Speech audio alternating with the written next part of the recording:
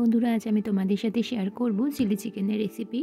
তো চলো এই রেসিপিটা কিভাবে বানাই তোমাদের সাথে যতটা পারবো শেয়ার করার চেষ্টা করব। বন্ধুরা, প্রথম থেকে তোমরা আমার সাথে থাকো।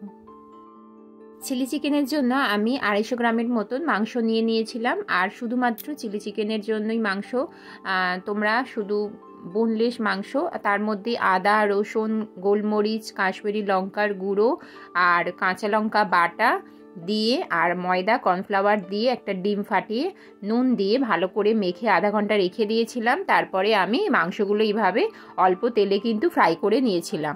চিলি চিকেনেরগুলো একদম ফ্রাই হয়ে গেছে। ওই তেলের মধ্যেই যতটুকু তেল ছিল, আমি আর তেল দিইনি, আর পুরোটাই আমি সাদা তেলে ভেজে নিয়েছি। আর ওই তেলের মধ্যেই আদা একটু গ্রেট করে দিয়েছিলাম। তারপরে আদাটা একটু ভাজা হয়ে যেতে আমি এখানে চৌকো চৌকো করে কেটে রাখা ক্যাপসিকামগুলো দিয়ে নিয়েছি। ক্যাপসিকামগুলো দিয়ে এখন একটু ভালো করে নাড়াচাড়া করে নেব। তারপরে আমি এখানে পেঁয়াজটাকেও এইভাবে একটু বড় সাইজে চৌকো চৌকো করে কেটে নিয়েছি। তারপরে এর মধ্যে এখন আমি পেঁয়াজগুলোকে দিয়ে নিচ্ছি। পেঁয়াজগুলো এরকম যেরকম চিলি চিকেনের পেঁয়াজ দেওয়া হয় সেই রকমভাবেই আমি পেঁয়াজগুলো নিয়ে নিয়েছি। আর পেঁয়াজ আর ক্যাপসিকামটা ভালো করে একটু ভাজা ভাজা করে নেব।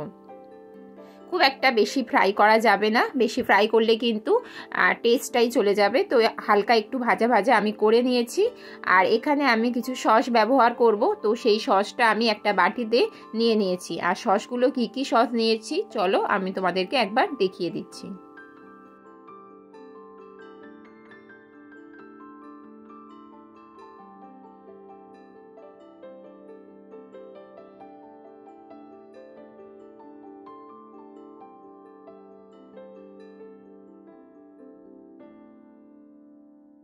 এখানে আছে red chilli sauce, green chilli sauce, soya sauce, আর এখানে আমি এখন টমেটো সস নিয়ে নিচ্ছি। এই সসটা একটা বাটির মধ্যে আগে থেকেই নিয়ে নিয়েছি।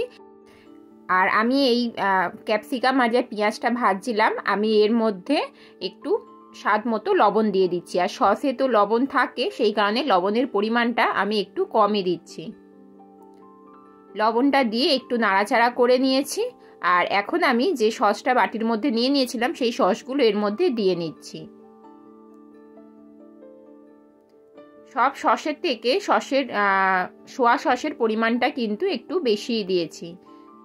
তো সব সসগুলো দিয়ে এভাবে একটু নাড়াচাড়া করে নিচ্ছি। আর এখন আমি এর মধ্যে জল দিয়ে নেব কিছুক্ষণ নাড়াচাড়া করে।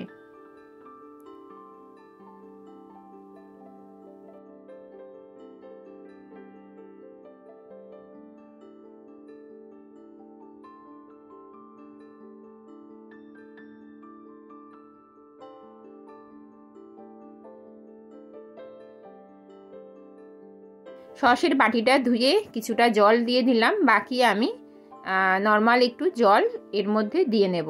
আমার যতটা চিলি চিকেন ফ্রাই করা আছে সেই পরিমাণেই আমি দেব, কারণ যখন জলটা ফুটবে চিলি চিকেনগুলো যখন যে পকোড়াগুলো রাখা হয়েছে সেইগুলো যখন জলটা অ্যাবজর্ব করবে, তার জন্য বেশি পরিমাণে একটু জল দিয়ে নেব।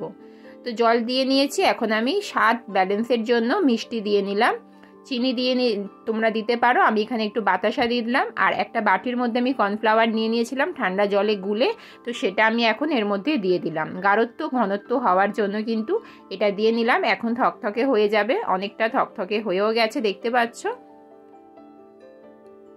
তো আমি এখন একটু নাড়াচাড়া করে নিচ্ছি। তারপরে আমি এখানে যে চিলি চিকেনগুলো ফ্রাই করে রেখেছিলাম পকোড়ার গুলো, সেইগুলো এখন এর মধ্যে আমি দিয়ে নিলাম।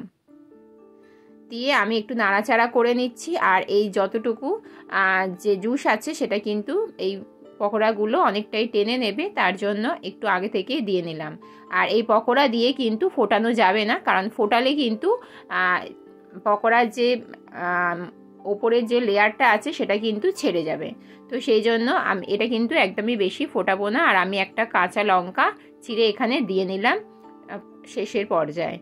তো দেখো অনেকক্ষণ নাড়াচাড়া করে নিয়েছি, খুব বেশি একটা জোরে আঁচে আমি ফোটাচ্ছি না। আর এইভাবে নাড়াচাড়া করে নিয়েছি। তো এবারে আমি এটা একটা পাত্রে ঢেলে নেব। আর এটা আমি কয়েক সেকেন্ডের জন্য একটু চাপা দিয়ে রাখবো, ফোটাবও না, আর একটু চাপা দিয়ে রাখবো যাতে বেশ ভালো করে ভেতরে জুসটা অ্যাবজর্ব হয়ে যায়।